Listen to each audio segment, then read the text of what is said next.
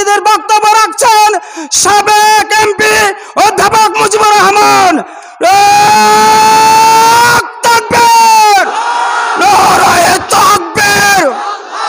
মুজিব ভাইয়ের আগমন তানোরের পক্ষ থেকে, তানোরের পক্ষ থেকে শুভেচ্ছা। মুজিব ভাইয়ের আগমন। তাকবীর।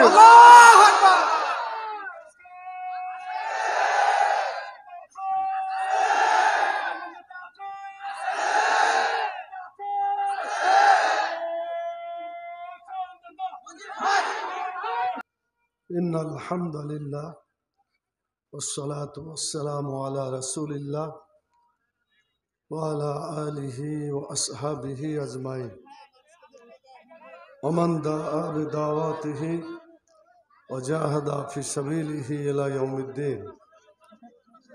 বাংলাদেশ জামাত ইসলামী তানোর উপজেলার আজকের এই কর্মী সম্মেলনের সম্মানিত সভাপতি, সম্মানিত থানা আমির জনাব মাওলানা আলমগীর হুসাইন উপস্থিত আছেন, বাংলাদেশ জামাত ইসলামী রাজশাহী জেলার সম্মানিত জেলা আমির অধ্যাপক আব্দুল খালেক, সাবেক জেলা আমির মাওলানা আমিনুল ইসলাম, জেলা কর্ম পরিষদ সদস্য ডক্টর ওবায়দুল্লাহ, জেলা উপজেলা পর্যায়ের নেতৃবৃন্দ, সম্মানিত সাংবাদিক বন্ধুগণ, আমার সামনে উপবিষ্ট আমার একান্ত প্রিয় ভাইয়েরা, এই আওয়াজ যাদের কানে পৌঁছছে সেই সমস্ত উপস্থিত এবং অনুপস্থিত ভাই ও বোনেরা, আসসালামু আলাইকুম রহমতুল্লাহি ওয়া বারাকাতুহু। আপনারা সবাই ভালো আছেন? আলহামদুলিল্লাহ, আমিও ভালো আছি, কিন্তু গলার কণ্ঠস্বরটা দুর্বল। এই জন্য আগে যত ভালো করে কথা শুনেছেন আমার কথা অত ভালো মনে হবে না। তো ধৈর্য ধরে কয়েকটা মিনিট কথা বলতে চাই। একটু আগেই বলেছেন যে আপনাদের কাছ থেকে আমাকে সংক্ষিপ্ত করেই চলে যেতে হবে। তো প্রিয় ভাইরা, আমাদের জীবন হচ্ছে একটা দুনিয়ার জীবন, আর একটা হচ্ছে মরার পরে আখেরাতের জীবন।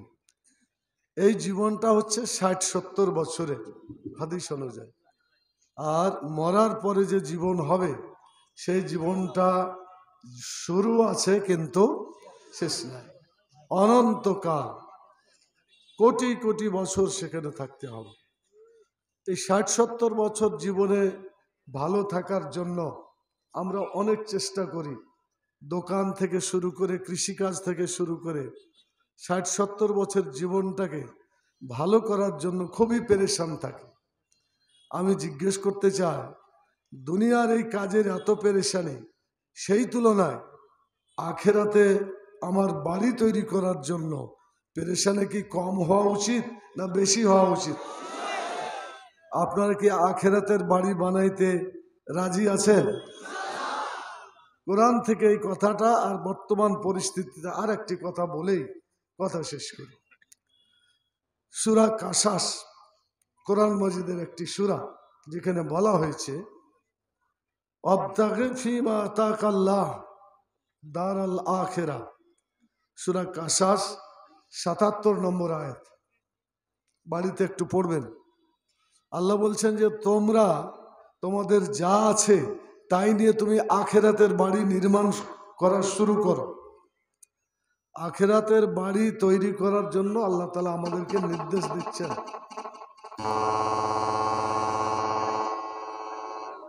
তো যেহেতু আল্লাহ নির্দেশ দিয়েছেন, আমরা আজকে সিদ্ধান্ত নিই যে আমরা আখেরাতের বাড়ি বানাবো এবং আখেরাতে যে আরামে থাকতে চাই। কি রাজি আছেন আপনারা? আল্লাহ তাআলা দুটা কথা বলেছেন, একটা হচ্ছে ইনিল হুকম ইল্লা লিল্লাহ, হুকুম দেওয়ার মালিক একমাত্র আল্লাহ। তিনি আরো বলেছেন যে সৃষ্টি যার, আলা লাহুল খালক ওয়াল আমর, সৃষ্টি যার, আইন চলবে সৃষ্টিকার। জোরে বলেন। তাহলে আইন চলবে কার? এখন কি আইন চলছে?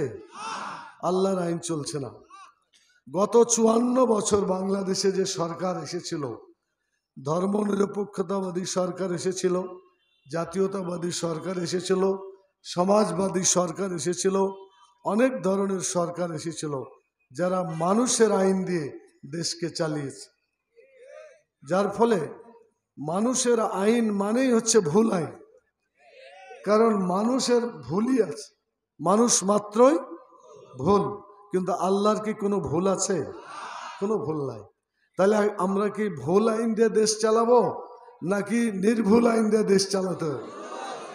যদি নির্ভুল আইন অনুযায়ী দেশ চালাতে হয়, তাহলে কার আইন বাংলাদেশে চালু করতে হবে? আরো জোরে বলেন, আরো জোরে বলেন। বিয়ে করতে গেলে কমপক্ষে 3 বার বলতে হয়। তো কোরআনের আইন চালু করার জন্য বিয়ে করার চাইতে মারাত্মক দরকার, ঠিক কিনা বলেন? এখন বলেন, বাংলাদেশে আর মানুষের আইন কি আপনারা চলতে দেবেন? হাত উঠিয়ে বলেন যে না, না। হাতকে বলেন না, আর চলবে না বাংলাদেশে। বাংলাদেশে মানুষের আইন আর চলবে না, চলবে না, চলবে না, চলতে দেওয়া হবে না। আল্লাহর আইন আমরা চালু করতে চাই। আল্লাহ বলেছেন, যারা কোরআন এবং হাদিস অনুযায়ী নিজের জীবন, পরিবার জীবন, সামাজিক জীবন, রাষ্ট্রীয় জীবন, জীবনের সকল দিক ও বিভাগ যারা আল্লাহর কোরআনের আইন দিয়ে যারা চালাবে, তাদের দুনিয়াতে বাড়ি যা আছে তো আছেই, আখেরাতের বাড়ি আল্লাহ তৈরি করে দেবেন। বলেন আলহামদুলিল্লাহ। তাহলে আজ থেকে সিদ্ধান্ত হলো, আখেরাতের বাড়ি তৈরি করার জন্য কার আইন চালু করতে হবে? তানোর উপজেলার সকল ইউনিয়ন থেকে আপনারা এসেছেন, আলহামদুলিল্লাহ। আপনারা ফিরে গিয়ে আরো যত মানুষ আছে তাদের কাছে এই দাওয়াত আপনারা পৌঁছাবেন ইনশাআল্লাহ। শেষ কথা একটি বলে আমার কথা শেষ করতে চাই। এই যে 54 বছরে মানুষের উপরে কি শান্তি আসছিল না জুলুম চলছিল? এখন এই জুলুম চলতেই ছিল। আল্লাহ তাআলার মেহেরবানিতে 5ই আগস্টে আল্লাহ একটু মেহেরবানি করেছেন, যার ফলে যারা জুলুম করেছিল আল্লাহ তাআলা তাদেরকে দেশ থেকে বিতাড়িত করেছে। এটা আল্লাহর মেহেরবানি, বলেন আলহামদুলিল্লাহ। আর যারা জুলুম করছে তাদের এখনো যারা ভিতরে আছে, আমরা বলতে চাই, আপনারা যদি জুলুমের সাথে থাকেন, আপনাদেরকেও বাংলাদেশ থেকে বিতাড়িত করা হবে ইনশাআল্লাহ। আর আমাদের দেশে এখন প্রতিষ্ঠিত হয়েছে একটা অন্তর্বর্তীকালীন সরকার। এই অন্তরীণ সরকারকে দায়িত্ব হচ্ছে নির্বাচন করা, জনগণের ভোট যাতে ঠিক মতো হয়। আমার ভোট আমি দিব, যাকে ইচ্ছা তাকে দেব, এটি হচ্ছে নিরপেক্ষ নির্বাচনের আলামত। তো এটা যাতে তাড়াতাড়ি হয়, অবশ্য তাড়াতাড়ি মানে এরকম না, আগে যেভাবে ডাকাইতি ভাবে 2014, 2018, 2024 3টা পিরিয়ডে নির্বাচন, এটা কি নির্বাচন হয়েছিল? নির্বাচনের নামে ডাকাতি, জুলুম, অত্যাচার চলেছিল। এইরকম নির্বাচন আমরা চাই না। সেজন্য সংস্কার আগে হবে, তারপরে নির্বাচন হবে। কি আপনারা রাজি আছেন? সংস্কার তারপরে নির্বাচন। সেজন্য আমরা অপেক্ষা করছি। একটা অনুরোধ করি বর্তমান কেয়ারটেকার মানে বর্তমান অন্তরীণ সরকারের প্রধানকে, প্রধান উপদেষ্টাকে, সেটা হলো যে আপনি বলেছেন 2024 সালের ডিসেম্বরে অথবা 2025 সালের প্রথম দিকে নির্বাচন করবেন। এটা একটা অস্পষ্ট ধারণা হলো, ঠিক কিনা বলেন? জাতি কিন্তু জানতে চায় যে একটা নির্দিষ্ট ডেট দেওয়া হোক, যাতে মানুষ তার উপরে আস্থা আনতে পারে, ঠিক কিনা বলেন? কারণ অতীতে এরকম সুযোগ নিয়ে অনেকেই দীর্ঘদিন ক্ষমতায় থাকার চেষ্টা করেছিল। আমরা বলতে চাই, জনগণকে আস্থায় রাখার জন্য তারা যেন একটা নির্দিষ্ট সময় নির্বাচনের জন্য ঘোষণা করেন। আপনার কি একমত আছেন এতে? প্রিয় ভাইরা, আমি সর্বশেষ কথা, মানুষের জীবন আজকে আছে, কালকে নাও থাকতে পারে। এখন বলেন, আপনিও মারা যাবেন, আমিও মারা যাব। মরার পরে আপনি কি একা জান্নাতে যেতে চান? একা জাহান্নাম থেকে বাঁচতে চান? দেখেন, আল্লাহ বলছেন, কু আনফুসাকুম ওয়া আহলিকুম নার, তুমি বাঁচো, তোমার আহালকে জাহান্নামের আগুন থেকে বাঁচাও। আপনারা জাহান্নামের আগুন থেকে বাঁচার জন্য শুধু নিজে বাঁচবেন না পরিবার পরিজনকে বাঁচাতে চান? কথা বলেন, পরিবার পরিজনকে বাঁচাতে চান। অতএব আমাদের এই মেসেজ পরিবার পরিজনের কাছে দেবেন।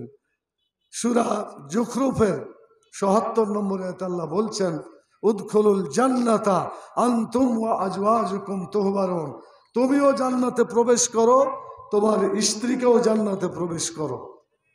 তা আপনারা আপনাদের পরিবার আত্মীয় স্বজন নিয়ে জাহান্নাম থেকে বাঁচা, জান্নাতে যাওয়ার ওয়াদা করতে পারেন যে আমরা জাহান্নামে যাব না? বলেন, আমরা জাহান্নামে যাব না। আমাদের যাওয়ার আমাদের কোনো ইচ্ছাই নাই। এজন্য জাহান্নাম থেকে বাঁচা আর জান্নাতে যাওয়ার কাজ কোরআন হাদিসের আইন দেশে চালু করা। আল্লাহর আইন চাই, সৎ লোকের শাসন চাই। আমাদের স্লোগানগুলো আপনারা নিশ্চয়ই জানেন। আপনি স্লোগান দিতে পারেন? বলেন তো, আল্লাহর আইন চাই, আল কোরআনের আলো, আমার নেতা তোমার নেতা, এই সমস্ত আইন আল্লাহ তাআলার বিধানকে কার্যকরী করার জন্য ইসলামী ছাত্র শিবির, বাংলাদেশ জামাত ইসলামী, শ্রমিক কল্যাণ ফেডারেশন সহ অন্য যত ইসলামী দল আছে, আমরা সবাইকে চেষ্টা করব ঐক্য জোটের মাধ্যমে, ইসলামী ঐক্যের মাধ্যমে বাংলাদেশে মানুষের আইনকে বিতাড়িত করব ইনশাআল্লাহ, এবং আল্লাহর আইনকে বিজয়ী করব। আল্লাহ তাআলা তৌফিক দান করুন, বলেন আল্লাহুম্মা আমিন। আপনাদেরকে ধন্যবাদ দিয়ে আমার কথা শেষ করছি। কাফারাতুল মজলিস পড়েন, সুবহানাকা আল্লাহুম্মা ওয়া বিহামদিকা আশহাদু আল্লা ইলাহা ইল্লা আনতা আস্তাগফিরুকা ওয়া আতুবু ইলাইকা। আসসালামু আলাইকুম ওয়া রাহমাতুল্লাহি ওয়া বারাকাতুহু।